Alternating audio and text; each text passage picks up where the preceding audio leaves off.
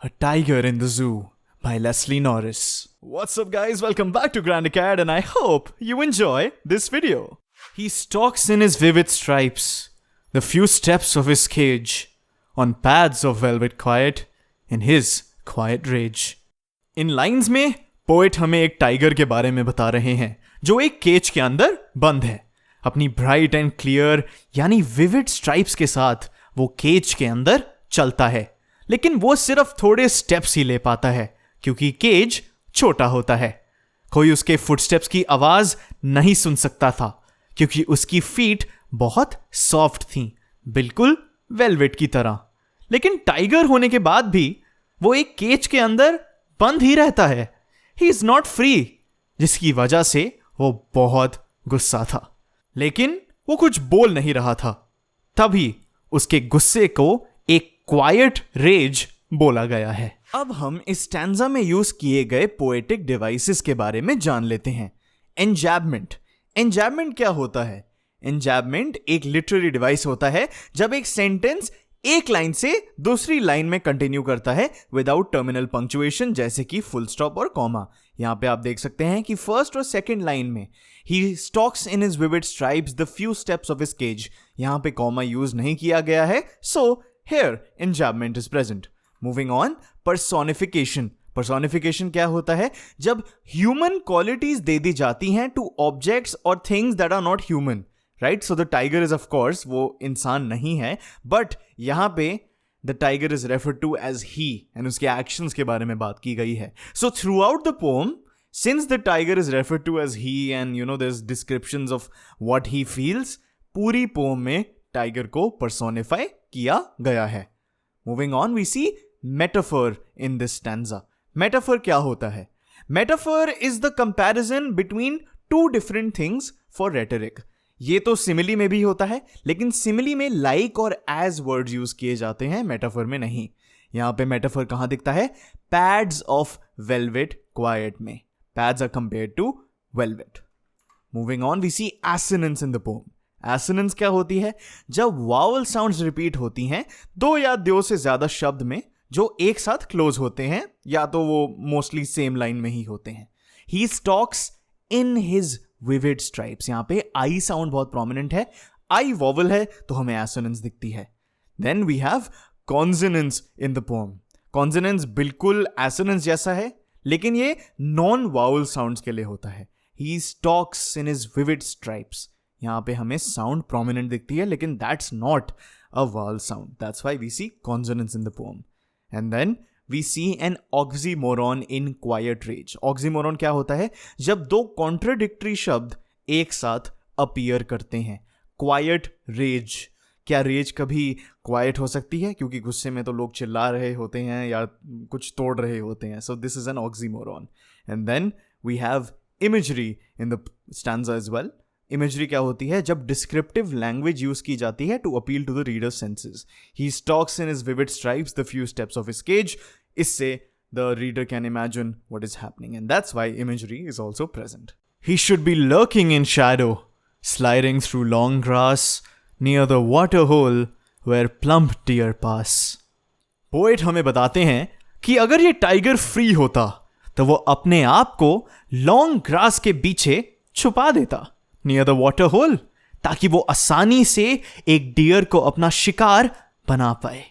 इससे पोएट हमें यह दिखाना चाहते हैं कि एक टाइगर की एक्चुअल लाइफ तो जंगल में होती है जहां पर वो प्रे कैच कर पाए, लेकिन इस टाइगर को केज में बांधने से उसकी ये नेचुरल हैबिटेट वाली लाइफ उससे छीन ली गई है.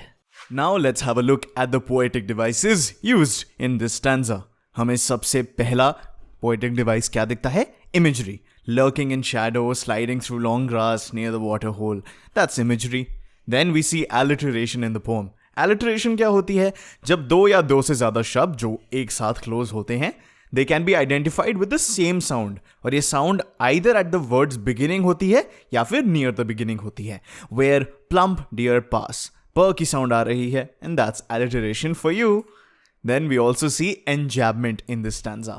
कहां पे दिखती है हमें enjambment? Sliding through long grass near the water hole, because यहां पे कोई टर्मिनल पंक्चुएशन यूज नहीं की गई है. Hello, I hope you're enjoying this animated summary by Grandcat. आप हमारी हेल्प कर सकते हैं by liking this video, commenting, subscribing to our channel, and turning the bell notifications button on.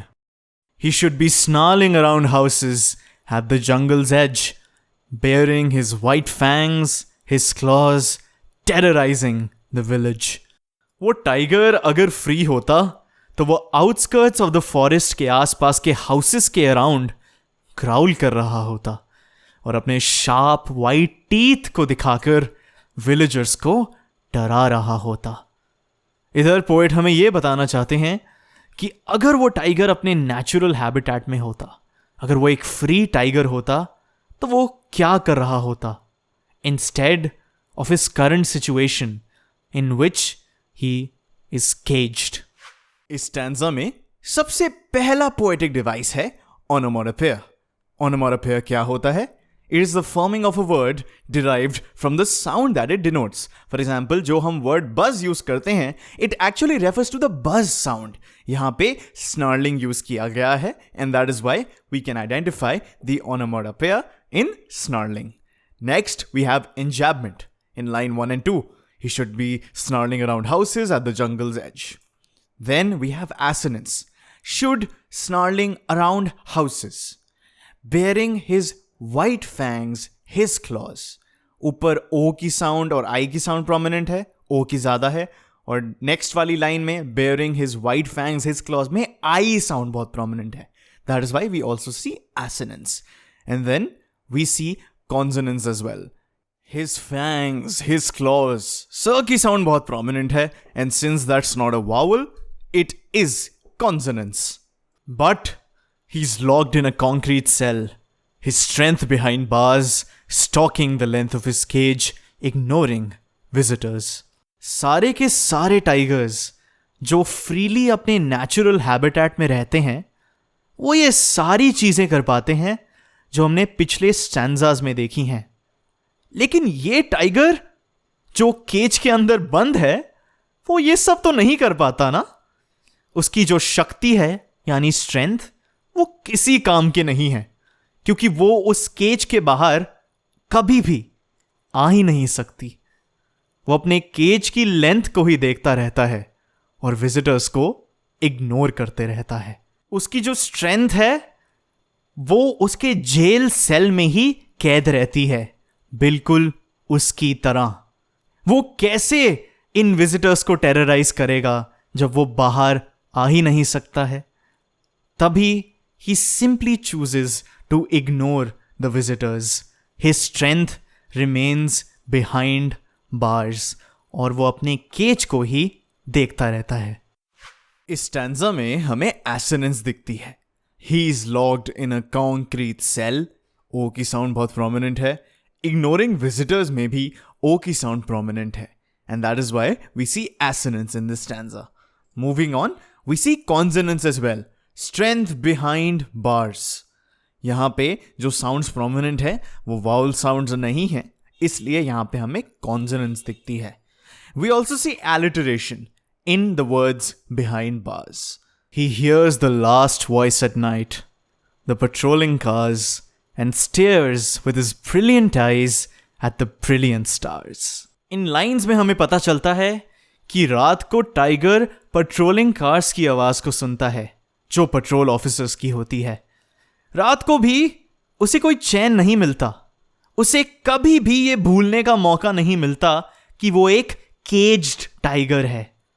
रात को सोने से पहले वो सिर्फ यही सुन पाता है, a reminder of the freedom that he does not have. वो स्टार्स को देखता है ताकि वो उन नॉइजेस से डिस्ट्रैक्ट हो जाए, which remind him of him being a caged tiger. यहां पर स्टार्स उसके फ्रीडम को सिंबलाइज करते हैं, which are shining with the hope of being free. और उसकी आंखें भी उन स्टार्स को देखकर इसी होप से शाइन करती रहती हैं. इस पोम के लास्ट स्टैंजा में हमें सबसे पहला पोएटिक डिवाइस दिखता है एलिटरेशन. फर्स्ट लाइन के फर्स्ट टू वर्ड्स में he hears. Then हमें दिखता है assonance with his brilliant eyes at the brilliant stars. यहाँ पे I की sound बहुत prominent है, and since I is a vowel, we notice assonance. Then we see imagery in the poem.